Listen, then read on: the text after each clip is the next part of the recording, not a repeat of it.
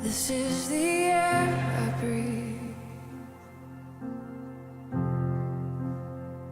This is the air I breathe. Your holy presence living in me. This is my daily bread. This is my daily bread. Yes, it is. This is my daily bread. Your very word spoken to me. One more time, I'm desperate. And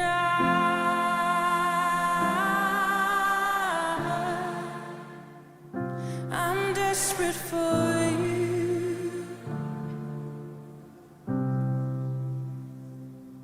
and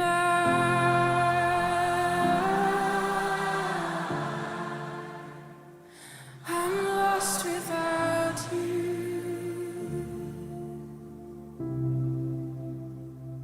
I'm lost without you.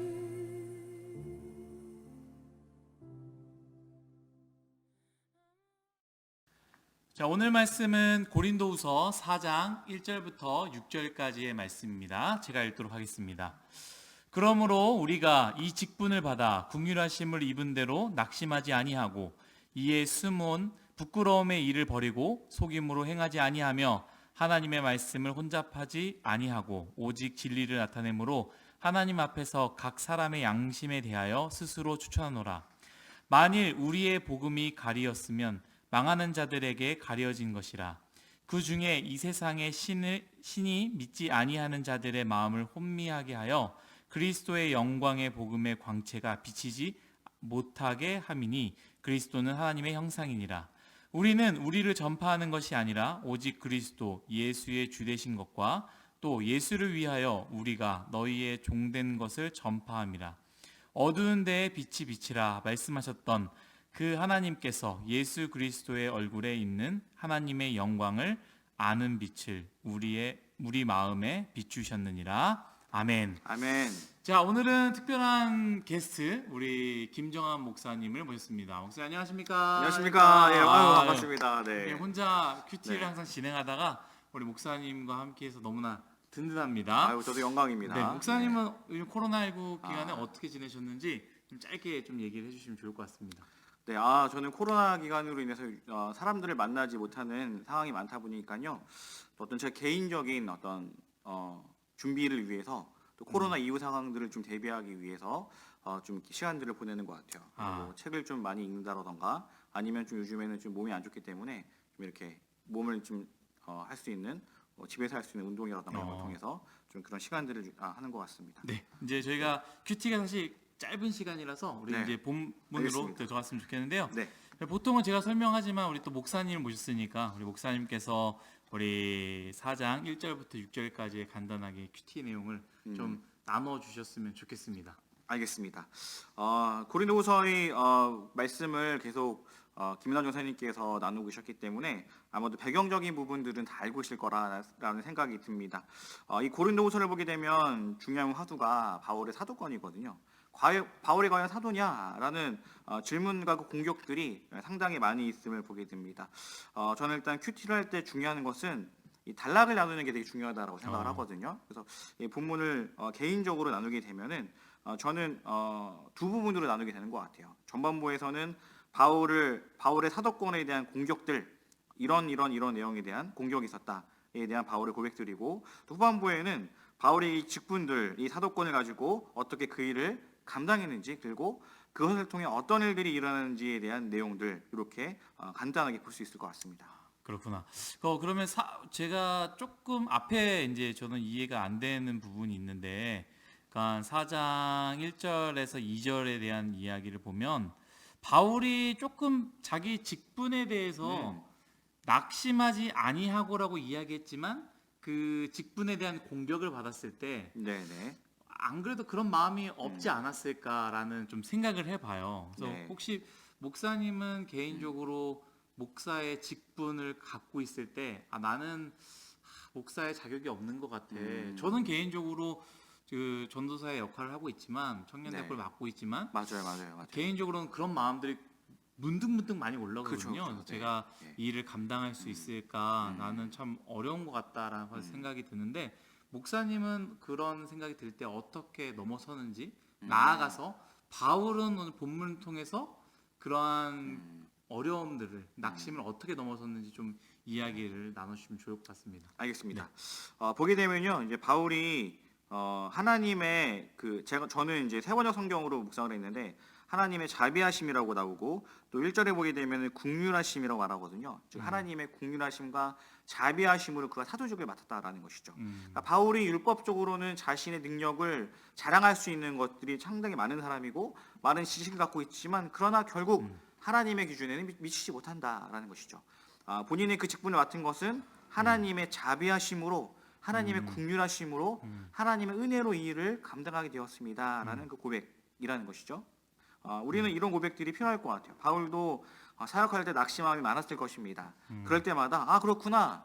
나의 직분은 나의 능력으로 얻은 것이 아니라 하나님의 자비하심으로 하나님의 국률하심으로 얻은 것이구나라는 그런 고백들이 바울에게는 힘이 되지 않았을까라는 생각을 하게 됩니다. 저도 마찬가지로 제가 어떻게 보면 이제 목사로서의 어떤 사역을 해 나가면서 때로는 힘들 때가 많거든요.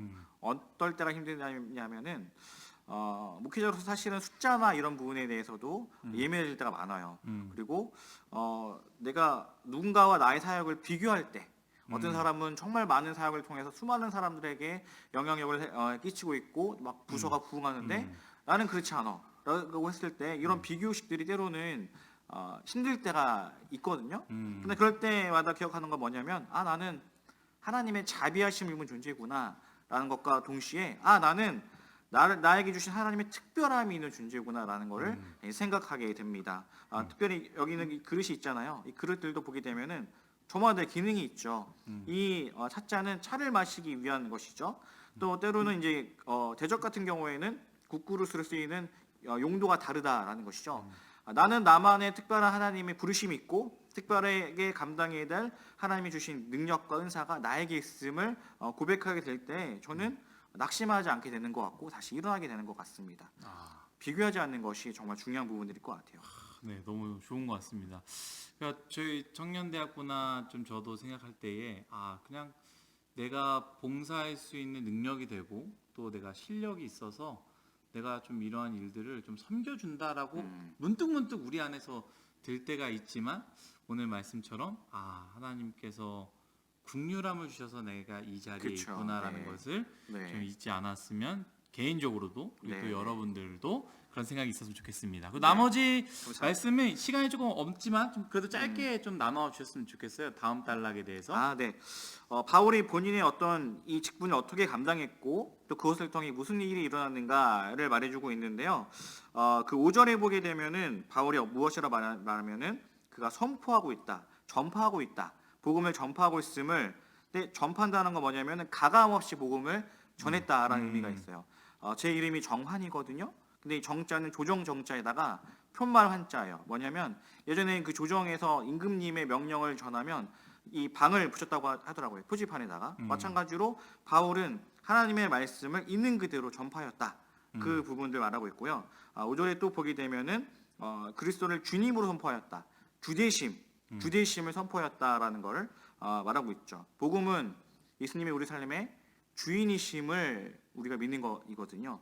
그 복음에 대한 부분들이 또 한 가지 6절에 보게 되면은 하나님의 영광을 아는 그 지식의 빛을 주셨다라고 말해주고 있는데 특별히 6절 초반부에 보게 되면은 어두운 데에 빛을 비치라 말씀하셨다라고 말씀해주고 있죠. 이거는 창세기 1장에 보면 창조에 대한 얘기를 말씀해주고 있는 거거든요.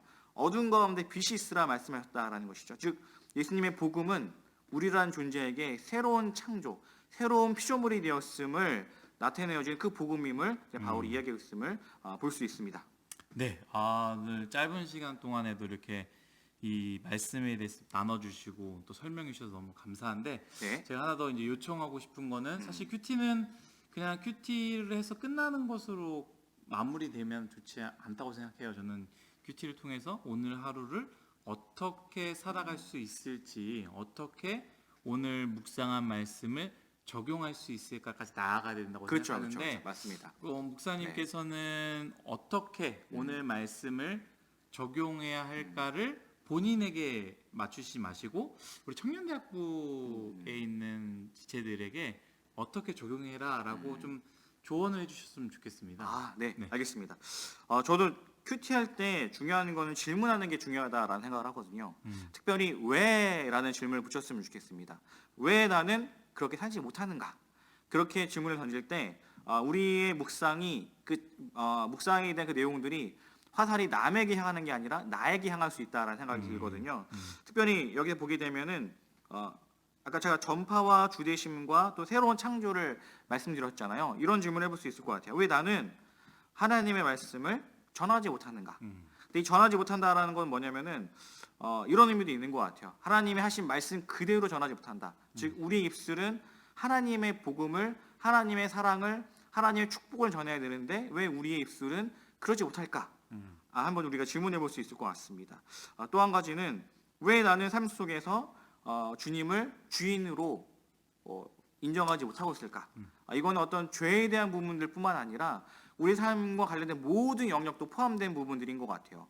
하나님이 우리 삶의 주인이시라는 고백은 내가 죄를 짓지 않는다라는 걸 넘어서서 이 세상이 하나님의 통치를 받는 곳, 그 의미를 담고 있거든요. 즉 우리는 우리 삶의 영역 가운데 하나님의 나라를 만들어야 될 역할들이 우리에게 있다라는 것이죠.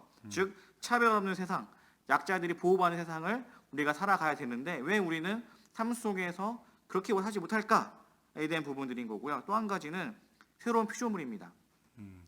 왜 나는 하나님의 새로운 피조물로서 살아가지 못할까? 뭐 이런 질문들을 우리가 해볼 수 있을 것 같습니다. 네. 너무 적용까지 잘 네. 말씀해 주셔서 너무 감사하고요. 마지막으로 우리 코로나19로 참 신앙생활을 혼자 네. 하기가 어려운 맞아요, 우리 맞아요. 네. 청년대학부, 특별히 뉴송 Y 우리 지체들에게 목사님께서 격려의 이야기로 좀 마무리했으면 좋겠는데요. 우리 짧게 좀 이야기를 해주시겠어요? 네, 우리는 비대면 사회 속에서 여러 가지로 제약이 많은 상황 가운데 있어요.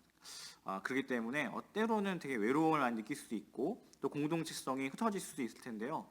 특별히 우리는 이런 새로운 뉴 노멀 시대를 맞이하여서 어떤 인식에 대한 생각에 대한 전환도 좀 필요할 것 같아요. 우리가 비대면 사회 속에서 비록 우리가 예배로 나가지 못하지만 이렇게 온라인으로 드리는 이런 묵상 나눔이라던가 또 어떤 이 비대면 예배, 온라인 예배를 통해서도 충분히 우리가 하나님을 만나고 예배할 수 있거든요.